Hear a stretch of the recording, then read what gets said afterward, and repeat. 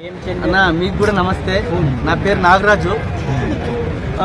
అన్న నాకైతే 3 సినిమాలు సూపర్ డూపర్ హిట్ కావాలని కోరుకుంటున్నాను. ఎవరికి ఎవరు తగ్గరు, వాళ్ళకు హీరోలకి వాళ్ళ ఫ్యాన్స్ ఉంటారు ఖచ్చితంగా. గేమ్ చేంజరు నాకు కొంచెం ఇష్టము, గేమ్ చేంజర్ రావాలి.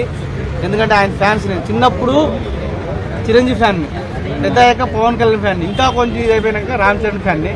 ఖచ్చితంగా చాలా చాలా బాగుంటుంది సినిమా, మాత్రం ఒక లెవెల్లో ఉంటుంది. నేను షూటింగ్కి వెళ్ళాను, షూటింగ్కి వెళ్తే దాంట్లో చూశాను రామ్ చరణ్ని 3-4 సార్లు చూశాను. చాలా సూపర్గా ఉంటాడు అన్న రామ్ చరణ్. మాత్రం సినిమా మాత్రం స్టోరీ కూడా బాగుంటుంది. పైసారి లాస్ట్ భారతీయుడు 2 అది వెళ్ళిపోయిన సినిమా, కానీ ఈసారి పక్కా ప్లాన్ చేసుకుని సినిమా మాత్రం బాగా చేస్తున్నారు, బాగుంటుంది సినిమా. ఎట్లుంది ఇప్పుడు రామ్ చరణ్ గారితో తెలుగు అమ్మాయి ఫస్ట్ టైం యాక్ట్ చేస్తుంది కదా అంజలి, వీళ్ళిద్దరు జోడి ఎలా ఉంది? కాంబినేషన్ బాగుంటుంది. తెలుగు అమ్మాయి మన ఆంధ్ర అమ్మాయి, అది ఎక్కడో బాంబే నుంచి గోవా నుంచి తెప్పించే హీరోయిన్ కంటే మన తెలుగులోనే అవకాశం ఇచ్చినట్టే కదా, బాగుంటుంది. మరి పుష్పాటుని బీట్ చేయగలుగుతుందా అన్న గేమ్ చేంజర్ అన్న? ఆ సినిమా కలెక్షన్ అప్పుడు, ఎందుకంటే అప్పుడు ఏ సినిమాలు లేవు, కలెక్షన్ వచ్చింది.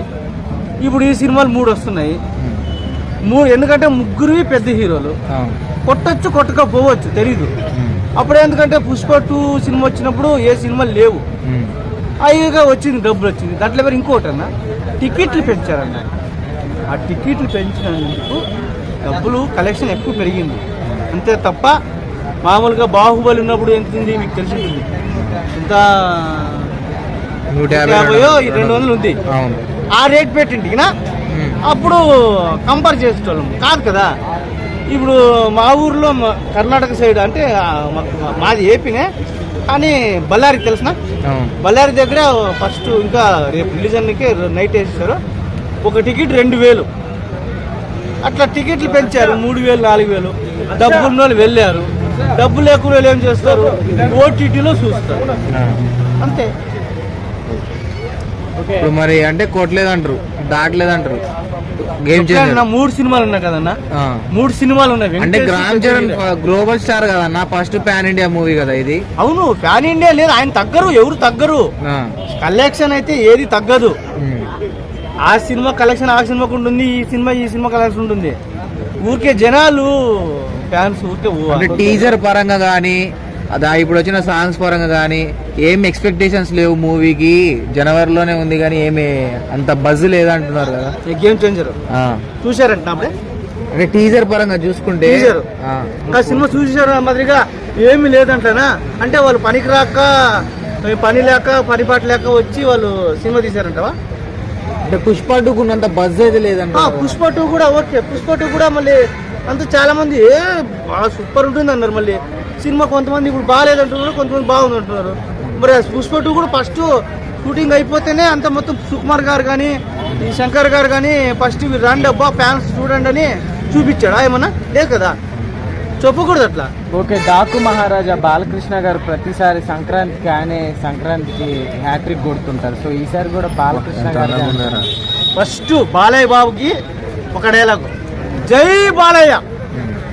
తర్వాత నేను మాట్లాడేటప్పుడు నీ చెవులు మాత్రమే పనిచేయాలి, కాదని ఇంకోటి ఏదైనా పని చేస్తే నెక్స్ట్ బర్త్డేకి నువ్వు ఉండవు, ఓకేనా?